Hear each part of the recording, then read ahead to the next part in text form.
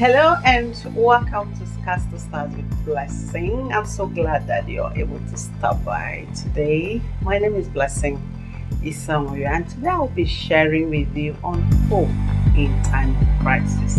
Just like Martin Luther King Jr. said, even if I knew that tomorrow the world would go to pieces, I will still plant my apple. Now that is hope. That is hope. Staying on it to the very end and not giving up before the end.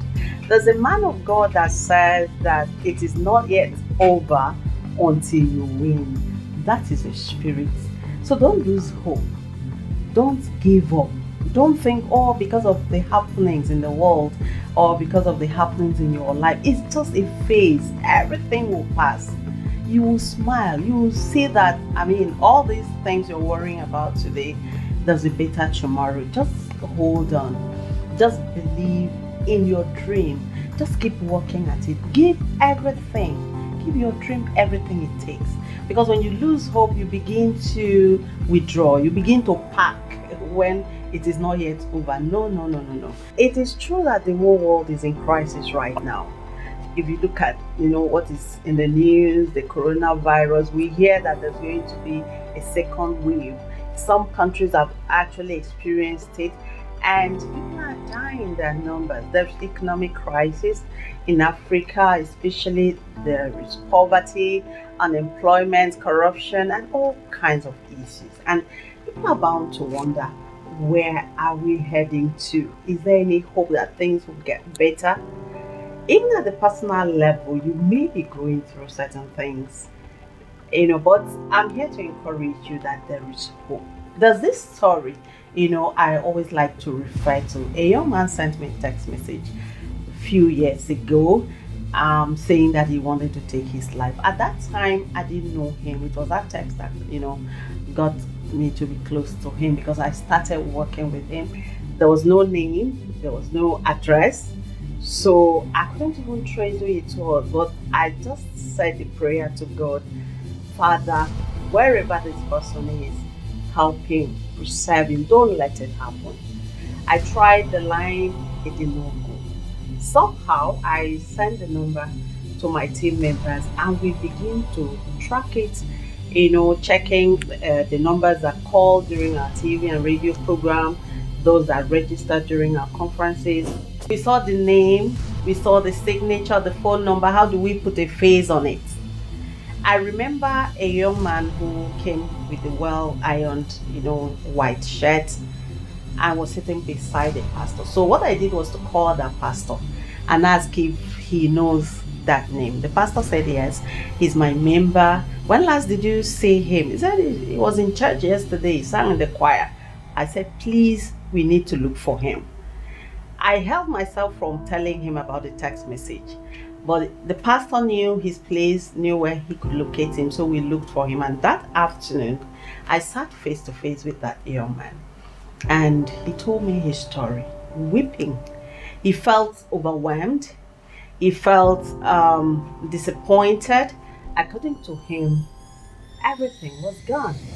He had this dream growing up of being an international footballer, but somehow he kept missing the selection. The last was the planned trip to the US, which he was not selected. And then he was having issues in his relationship. The girl he wanted to marry changed her mind, apparently because the American trip was not forthcoming. And he didn't even have money to pay his bills. The only child, the only son he has was being taken care of by the maternal grandmother who did not give him access to the boy, and he felt so bad. Above all, he felt that God had abandoned him, and that's a terrible place to be in.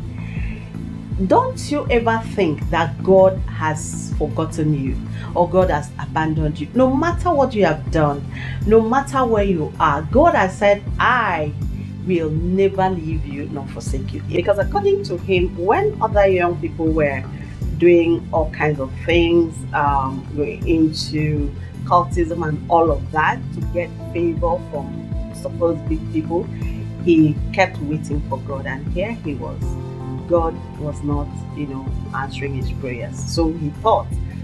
But I was able to convince him at least not to take his life. And then we looked at the options that were available since it appeared the football dream, the dream of him becoming a footballer, was going because of age. Age was no more on his side. So we looked at the other options, thought of what to do, and I told him not to bother about that girl because the girl did not deserve him. If all she wanted was a man that was traveling abroad and all of that, forget her, you will have someone better. So we talked and he poured it out and we interacted. Thank God he cooperated and changed his mind about taking his life.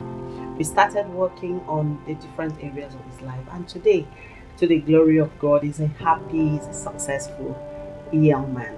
That can be the story for you. So don't look at the happenings around. Don't look at the news. Don't monitor the statistics and feel, oh, there's no hope for me. Maybe you're a young graduate, you don't have a job. Please don't go into crime. Don't join bad company. Just keep focused. If God has said that hope maketh not ashamed, believe me, you will not be ashamed. Just hold on to hope, and tomorrow will be better. There's a light at the end of the tunnel, like they said. So after this darkness, there will be light. After this sorrow, there will be laughter, there will be joy. And that is your story that I'm just telling you now. So that's what I came to tell you today, that you should hold on to your hope in time of crisis, whether it is this global crisis, whether it is a personal crisis, whether it is sickness, lack or disappointment in any way, or you lost a loved one, because that's a very challenging one. Somebody, that was a companion to you, maybe your spouse that you thought you couldn't do without, and somehow death took that person away. Just keep looking up to God and know that there is a better tomorrow. Until I come your way again in the next video, one thing I wouldn't want you to forget is that what matters is not what goes on around you, but what goes on inside you. Please remember to share, remember to like and subscribe to this video. Bye for now.